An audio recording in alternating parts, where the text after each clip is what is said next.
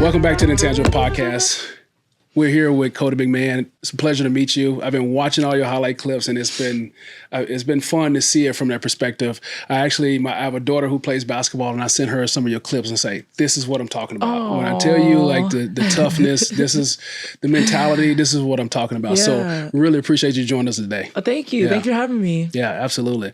Well, before I keep, as a young kid say, glazing you right now, I'm just gonna we're gonna jump into just kind of your experience of coming here to Oxford, Mississippi. Take us through that journey, and how did you get here? Yeah, so I started at Ohio State for 3 years, and then I entered the transfer portal. It's kind of funny because I did not want to come here at first, just being honest. But I feel like if Coach Yo kind of wants to pour into you, you just have to take that opportunity. Yeah. She's awesome. Yeah, she spoke a lot into me, and I think what set her apart from the other coaches during my recruitment process was just how much she wanted to pour into me, not only as a basketball player, but just like a human being, and just being and having an impact as a Black woman, and just allowing me to kind of shift my image and make sure that I'm good outside of basketball. Yeah, no, that's awesome. Yeah. Now that you're here on campus, and not a lot of people get a chance to have an intimate conversation. You guys are so busy. What do you think? What do you want fans to know about you? That thing that they haven't got a chance to see yet. Yeah. I mean, I feel like you can kind of see it on the court. I love to smile though. I love to have a good time. I don't really take things too serious, which could be a blessing and a curse. But I like to have fun. I just feel like life is what you make it, and you just never know. So just enjoying the time that you are blessed with, and just making sure every moment counts. Really, yeah. You talked about Coach Yo, and she's impressed me since she's been here. Yeah. When she chooses to pour into you, what does that look like? Yeah. What does that look like for a coach to pour into a young, as you said, a young Black woman? What is that thing that you're looking for, and then what is that thing she's doing to pour into you? Yeah, I mean, I think it definitely helps. So she's a mom of 2 young girls too, and they also play basketball. So, I mean, not only is she a coach, but she's a mom, and it's just, she has the mom instinct. So she really does take in all her players. She checks on your mental a lot. She's really big on that. And, she kind of just asks, what is it that you need from me? So I think that's really important because, we give so much to them. And I feel like sometimes, you can get distracted from the fact that we are just regular human beings because, this is a serious sport, so I feel like that's the biggest thing that she pours into us is just asking what we need from her and if there's anything that she can do better for us to help us and stuff like that. And I feel like that's very important from a head coach perspective. Yeah. When you think about women's sport and you think about male sports, what is that thing that really sticks out to you that women doesn't get enough credit for? I mean, I think the amount of work that we put in, I feel like that's just in life, though. I feel like women kind of do get discredited for the amount of work that they have to put in. But I feel like, there's not much equality as far as the women and men's sports. So the work that we put in, and it has to be either all in or not in at all. So I feel like the women's side really creates some dogs, but we really have no choice. So I feel like that's kind of what really draws the attention in. Yeah, that's what's so impactful for me to be able to come in and have you guys come in and sit down and have a conversation, because I want people to see the other side, so there's a human on the other side, and there's a lot of work that goes into what you guys do to be able to perform at this level, because it's not easy. Right. And this is a full-time job. So when you think about different intangibles, you think about your team, what intangible are you're trying to instill in your team so you guys can to be on the same page to be able to perform at a high level? Yeah, I think for us, this is probably the most athletic team that I've really ever played for, and Coach Yo has coached. I mean, she says it. And I think that we are all blessed with talent. But I think, getting into the game and the nitty gritty of it, it comes to just IQ and just making sure that we know the game, and then also just the little things, like just the effort and the little things that not many people focus on, that sometimes when you are blessed athletically and just skilled, you kind of forget about the little things. So I think really that's kind of our focus and kind of what we want to bring. The athleticism is there. We're a big team, tall, strong. But I think what I want us to kind of set apart from others is just the IQ that we have. And then we're known for our defense too. Yeah. So that's a big one too. When you think about the little things, we call those habits that you guys are creating. Yes. What habits that you do day in and day out that doesn't change, doesn't waver, no matter how happy you are and how sad you are. Like you just like as far as routine or like your routine, the habits that you cannot go away from because how you're feeling, whether you're sore or you didn't have a good game or you had a great game. Yeah. One, treatment is important. That's a big one.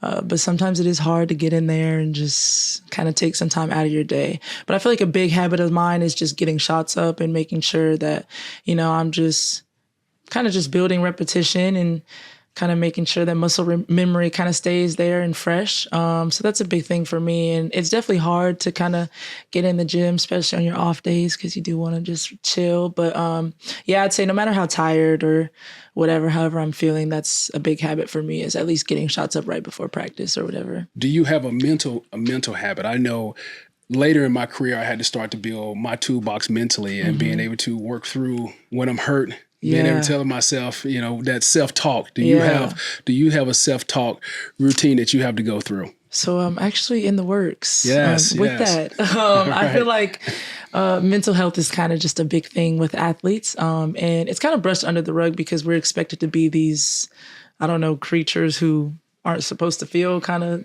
the things that we feel.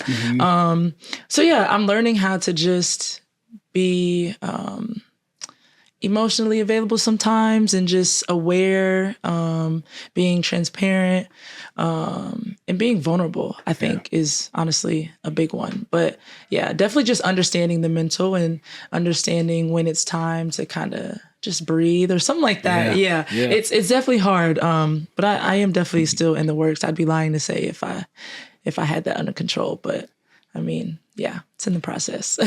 That's good. I mean, we are a work in progress. And as long as we being aware of these things that we have to add to our toolbox day in and day out, then we're moving. Right. We're staying moving. So when you think about where women's sports is right now, is exploding. You think about what Caitlin Clark and Angel Reese and how they've, really stood out in the sport. Now it's time to seize the moment. What is there pressure from you and from your teammates to capitalize on what's happening in women's sports right now? I would say, even before, Caitlin Clark, Angel Reese, there were a lot of people who were fighting for us to be in this position that we are in today.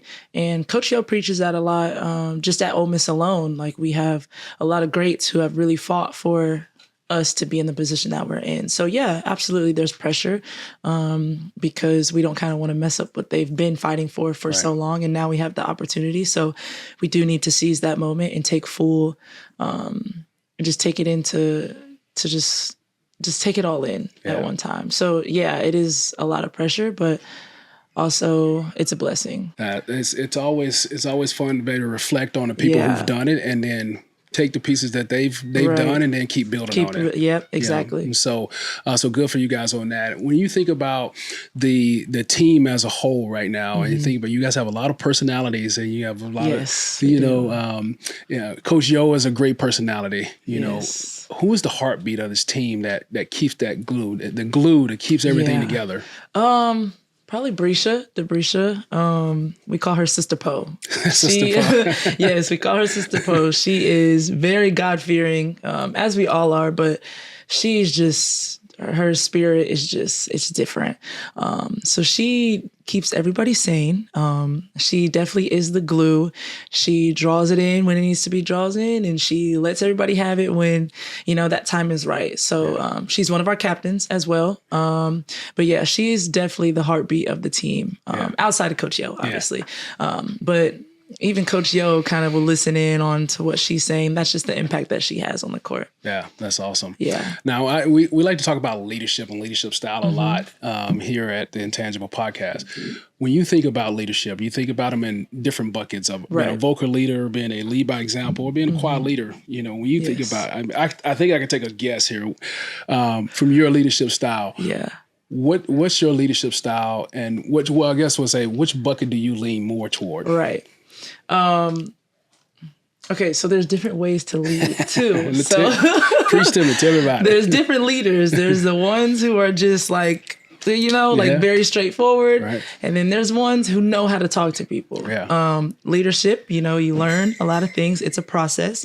Right. But for me, usually vocal, very blunt, very straightforward. Still learning, I'm still learning the leadership role, learning how to speak to people and get the message across. Because, sometimes just as humans, not everything can be whatever. But I also do like to lead by example. I feel like that's a big one for me. Just going out there and just doing my thing is kind of what I do. So being a direct communicator is there's a lot to learn in that space of like, how do I communicate what I'm feeling? Because being a direct communicator, sometimes there's a lot of emotions behind it, and then it can be misunderstood. Correct. And so that's great awareness that you are already just trying to figure that out. Absolutely. Yeah. So Coach O is doing a good job pouring into you. She is. She's doing a great job. When you think about the competitive environment that you guys are in, and I think we kind of touched on it a little bit, but the emotional toll that it takes on you when you look at it from a social media and you look at it from what people may say about you, how do you manage that aspect of especially being in the SEC where there's a lot of pressure? Yeah. I mean, for me, I feel like I'm just wired differently. I feel like, nobody really truly knows your position or the position that you're in. And I feel like when you have those issues as far as the media and all that stuff, it means you're doing something right. So, I mean, the SEC is different. I mean, we got South Carolina fans who are just diehard, got LSU fans who are diehard. So it's kind of a lot of pressure. I mean, they're going to be on you hard. I heard the SEC was different. SEC is different. I heard the SEC was different. There's not a lot going on in this small town, but you guys. Yeah, so I'm ready for it. But I feel like that's also just a blessing and a testament to, the gift and the strength and the power that I have as far as just being able to do what I love and dribble basketball. I mean, obviously you're doing something right. People are talking about you. Awesome. Well, before we wrap up here, we're going to do a quick 2-minute here. It's a fast rapid fire questions that we're going to throw at you. Are you ready for these? Yes. All right, here we go. What is your favorite spot on campus to relax? Relax? My home? Okay, that's it. I mean, and when I say campus, I mean everything that Oxford has to offer. Yeah, relax. I'm not a really relaxed type of person. I like to just do stuff. As athletes, we got to learn how to do that as well. Yeah, but I relax in my home. I'd say my home. All right. What's your pregame hype song? Oh. And you got to do a lyric of it now. I'm just kidding. I was going to say, anything by Boosie, I don't know if you would want me to kind of, okay. Your favorite teammate to room with? Oh, Jesus. Probably Sierra. We'd be up all night, but probably Sierra. Yeah, she's hilarious. Well, being that you guys are in this NIL space right now, you can get all these deals. Who would be your go-to collaboration with? Like in Oxford or just in general? In general. Okay, I have multiple. Then give it to me. Okay, Aloe, number 1. Okay. Lulu, number 2. Okay. 7 Brew, number 3. You've thought about this. Oh, absolutely. Absolutely. Gymshark, love their leggings. And that's my wardrobe. Really. I like it. I like it. I love it. Well, if you had a young girl sitting here right now today, what message would you say to her as she's trying to get to the place that you are, that you made it to? I just feel like as young girls and as women, never let someone tell you can't. It's funny, actually, because today before practice, Coach Yo kind of mentioned, everybody in this room has been told they can't.